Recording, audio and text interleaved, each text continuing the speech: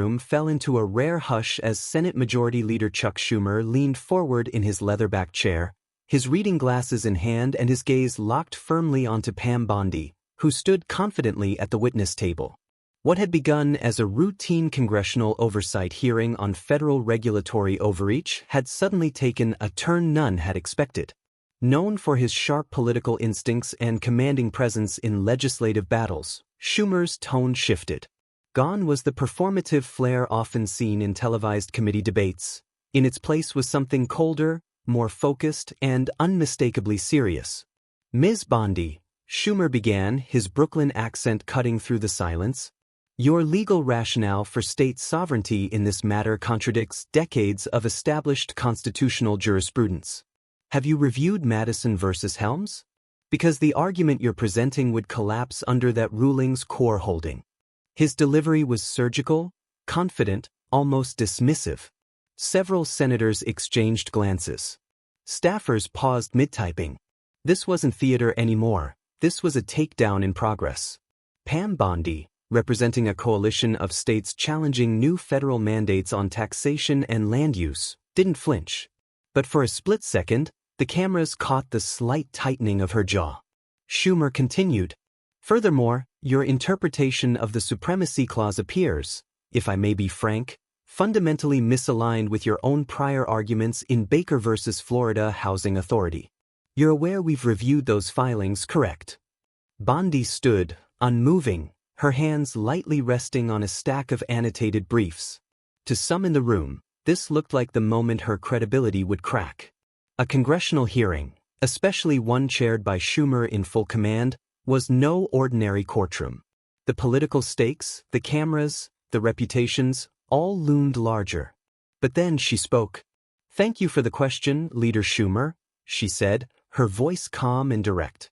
"I am familiar with Madison v. Helms, and with your permission, I'd like to explain how that decision supports, rather than contradicts, the argument we're making today." Schumer raised an eyebrow. The shift in the room was palpable. Few had expected her to push back with anything more than vague political rhetoric. But she didn't reach for her notes. Instead, she began to dissect the precedent from memory. The core holding in Madison rested on the federal government's demonstrated interest outweighing the state's administrative autonomy. But it also carved out specific exceptions, ones later echoed in Trevor v. U.S. Department of Commerce, which affirms state primacy in cases of overlapping jurisdiction without express congressional intent. She cited exact page numbers. Then she moved, seamlessly, to a little-known D.C. Circuit ruling that elaborated on Madison's practical limitations in administrative law. The room, which had felt like a courtroom moments before, now felt like a law school lecture, with Bondi at the podium and Schumer listening. "And with regard to the Supremacy Clause, I would respectfully argue that you're referencing Baker out of its narrow procedural context. The controlling opinion, delivered by then-Chief Judge Billings, was later substantially limited in scope by Riverside v. Clemens, which your office may not have considered fully in its memo on this issue." Schumer blinked, not out of disbelief, but recalibration. He glanced at his aide, who was now hastily cross-referencing footnotes on a tablet. Bondi, now fully in stride, continued. "The federal mandates we're discussing today not only lack a clear legislative delegation but, in fact, impose obligations that interfere directly with core state functions, precisely the kind of encroachment that Justice Stevens warned about in U.S. v. Raymond. If I may, I'd like to walk through how that standard applies here." A few rows back, a constitutional law professor from Georgetown leaned in, whispering something to a colleague. "I think we're watching her turn this entire hearing." Schumer, still leaning forward, folded his glasses and rested them on the desk. His face now carried an expression not of dominance, but of curiosity. He wasn't used to witnesses citing case law he had forgotten. And certainly not with this level of fluency. He interjected, but this time with an altered tone, not condescending but engaged. "So, Ms. Bondi, if you're arguing that Clemens effectively narrows the federal scope here, how would you reconcile that with Velasquez versus Labor Board, which explicitly affirmed a national interest override even in traditionally local domains?" Bondi smiled, not smugly, but with the confidence of someone who had anticipated the question days ago. Leader Schumer, the Velazquez decision applies specifically to labor policy under international trade obligations, which Congress clearly authorized under the Harmon Act. That level of express delegation does not exist here. In fact, this regulation lacks even the basic notice and comment procedures required under the APA, which makes it doubly vulnerable. By now, the atmosphere in the hearing room had transformed. What started as a procedural oversight session had evolved into a constitutional sparring match, and the gravity of it was not lost on anyone present. The buzz of staffers scribbling notes, senators conferring with aides, and journalists whispering back and forth underscored the shift. This wasn't just about a federal mandate anymore. It was about power, constitutional structure, and a witness who had just upended the expectations of the most experienced member of the Senate. Schumer leaned back, slowly tapping a pen against the table, visibly re-evaluating the opponent across from him. For years, he'd faced lobbyists, cabinet secretaries, and constitutional scholars at this table. But this was different. "Ms. Bondi," he said, his tone now controlled but respectful, "your interpretation of Riverside is compelling. But it places substantial pressure on the court's reasoning in Tanner v. National Land Commission, which, as you know, has long been a touchstone for federal regulatory reach over interstate resource policy." Bondi didn't flinch. "You're absolutely right, Senator," she said, adjusting the microphone before her. "But Tanner hinges on a federal interest that was both time-sensitive and directly tied to interstate commerce disruptions. The regulations in this case do not involve similar exigencies, nor do they affect cross-state mechanisms. In fact, the very language of the new directive frames its scope as intrajurisdictional, which triggers the sovereign respect provisions first laid out in U.S. v. Keller. The mention of Keller, a 1970s-era case that had been buried in footnotes for decades, made two constitutional advisors in the gallery raise their eyebrows. This wasn't just an advocate prepared with a few talking points. This was someone operating on a constitutional chessboard 10 moves ahead. Senator Lindsey Graham leaned forward slightly, eyes narrowing with interest. "Ms. Bondi, are you saying that the directive's own language disqualifies it from Supremacy Clause protection?" Bondi nodded, quickly pulling up a tabbed binder and sliding a highlighted page forward. Page 14 of the draft guidance, Section 4B. "This initiative shall not override or preempt local governance structures unless expressly authorized by statute."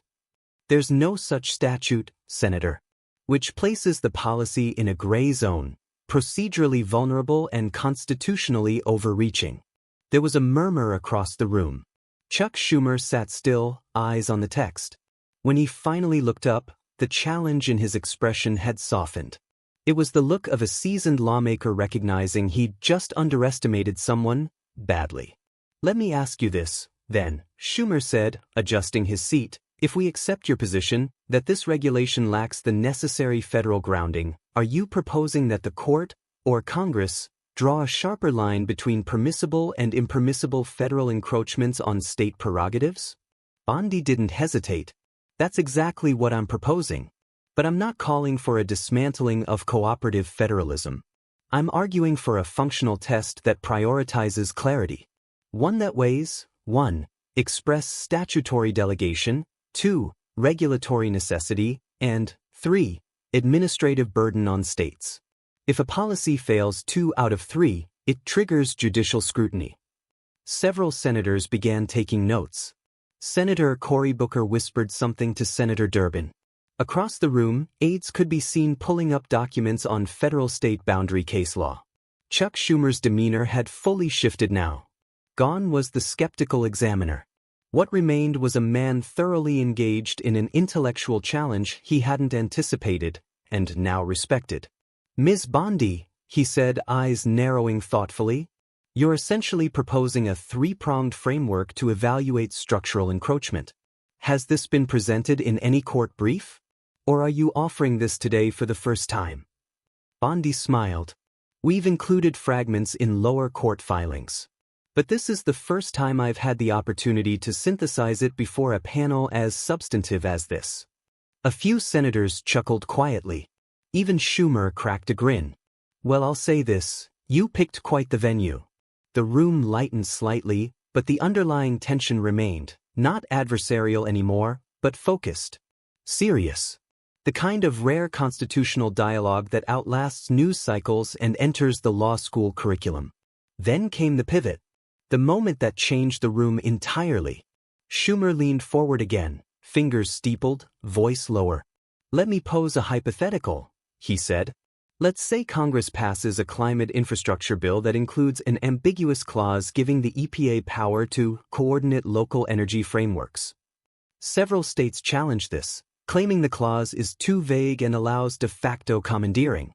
Your framework, your test, is applied. What's the result? The question was complex, loaded, and clearly constructed to challenge her framework at its theoretical core. Law professors in the back straightened in their chairs. This was a test, pure and simple. Bondi nodded, took a breath, and replied without pause. That clause would fail the express delegation prong. It's vague. It might pass the necessity prong, depending on national grid stability data. But it would likely fail the administrative burden test, given the localized complexity of energy regulation. Under our framework, that would raise a red flag for judicial review, not a guaranteed strike down, but a trigger for deeper scrutiny. There was silence. Then a few nods. Then, slowly, Chuck Schumer gave a single, brief nod himself. You've done your homework, Ms. Bondi. As Chuck Schumer lowered his notepad and looked up, the tension in the room had completely shifted. What had begun as an anticipated cross-examination of a politically seasoned but legally underestimated witness had evolved into one of the most nuanced federalism debates Capitol Hill had witnessed in years. Schumer wasn't smiling, he was thinking. Ms. Bondi, he said after a long pause, I've chaired hearings on matters of war powers, surveillance overreach, constitutional amendments. But this has been one of the most substantive discussions on state sovereignty I've encountered on this side of the aisle. He meant it. Pam Bondi nodded in acknowledgement but didn't grandstand. She simply sat back down, her binder now slightly ajar, pages marked and bent, battle-worn like her reputation, but still standing.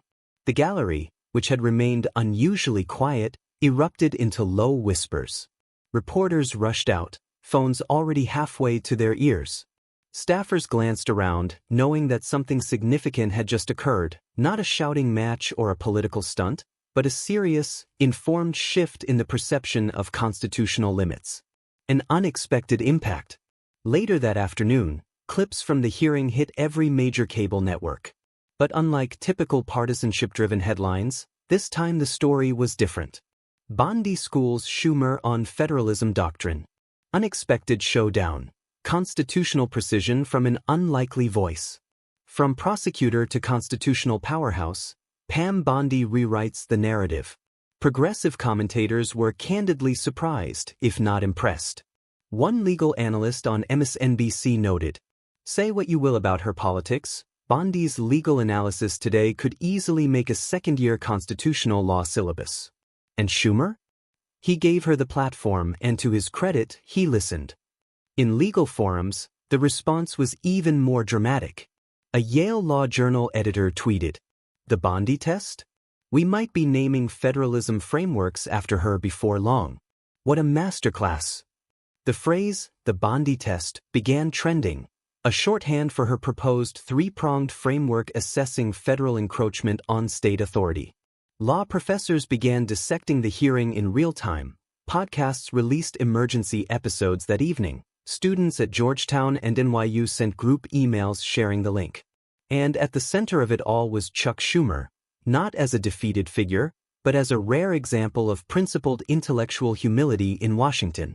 Behind closed doors. The next morning, Schumer convened a closed-door meeting with his legal team and several policy staffers. "We need to take her framework seriously," he said simply. "I'm not saying we adopt it wholesale. But she's identified a legitimate structural weakness in how we've approached state oversight. And that can't be ignored." One aide asked if that meant legislative adjustment. Eventually, Schumer responded, "But first, we need to bring in constitutional scholars across the spectrum. This isn't a partisan correction. It's structural integrity." That same week, a bipartisan panel of senators, including Schumer, quietly commissioned a review of existing federal guidance that may run afoul of the Bondi criteria. The larger legacy. 3 months later, the case at the heart of the hearing, Federation of States versus Department of Commerce, reached the Supreme Court. While Bondi wasn't lead counsel in oral arguments, her written submissions were cited throughout. In a 6-3 decision, the court sided with the states, and the majority opinion mirrored the exact framework she had presented before Schumer's committee. What made headlines across the legal world, though, was the footnote. Justice Gorsuch, writing for the majority, included this. This court recognizes the analytical model proposed in testimony before the Senate committee by counsel Pamela Bondi, which informed the court's articulation of federalism safeguards herein. And then came the surprise concurring opinion, authored by none other than Justice Elena Kagan, a liberal icon. In it she acknowledged, "Although we arrive from different jurisprudential backgrounds, I join in this judgment because the principles laid out, including those originally synthesized in congressional testimony, reflect a careful, functional approach to federalism that preserves the constitutional structure without ossifying it." Chuck Schumer didn't issue a public statement on the ruling. But inside the halls of the Capitol, his respect for Bondi had taken on a new dimension, not as a partisan, but as an equal voice in shaping constitutional legacy. At a closed-door dinner hosted by the Federalist Society and the American Constitution Society, a rare bipartisan event, Schumer and Bondi sat on the same panel. When asked to reflect on that day in the hearing room, Schumer smiled and said, "I thought I was going to expose the weaknesses in her argument. Instead, I was reminded why we call it testimony. Because sometimes, it tests us too." Bondi replied with quiet grace, "I came prepared for a debate. I left with the sense that serious constitutional engagement is still possible, even here." And so, the Bondi-Schumer exchange entered the American legal canon not as a confrontation, but as a moment of constitutional clarity, proof that even in a divided nation, rigor and humility could still meet in the center of power and create something lasting.